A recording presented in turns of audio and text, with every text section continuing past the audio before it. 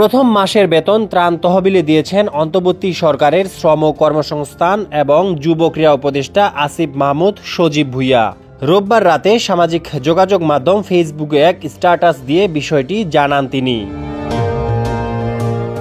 স্ট্যাটাসের সঙ্গে তিনি ব্যক্তিগত খুদে বার্তার একটি স্ক্রিনশট সংযুক্ত করেন, যেখানে ছিল প্রধান উপদেষ্টার ত্রাণ ও কল্যাণ তহবিলে 1,05,000 টাকা জমা করার তথ্য।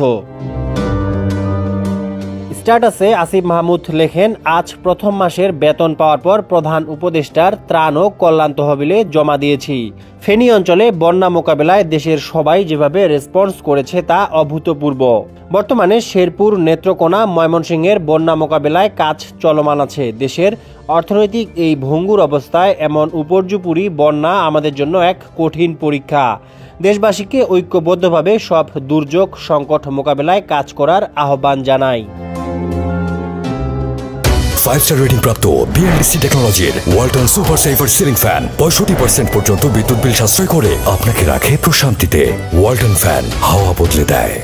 এর আগে গত আগস্ট মাসেই নিজের প্রথম মাসের বেতন প্রধান উপদেষ্টার ত্রাণ তহবিলে দেওয়ার ঘোষণা দিয়েছিলেন অন্তর্বর্তী সরকারের শ্রম ও কর্মসংস্থান এবং যুব ক্রীড়া উপদেষ্টা আসিফ মাহমুদ সজীব ভুঁইয়া। তখন তিনি লিখেছিলেন, উপদেষ্টা হিসেবে আমার প্রথম মাসের বেতন প্রধান উপদেষ্টা ত্রাণ তহবিলে দেব। সংকট মোকাবেলায় সকলে এগিয়ে আসুন। ডেস্ক রিপোর্ট, সমকাল।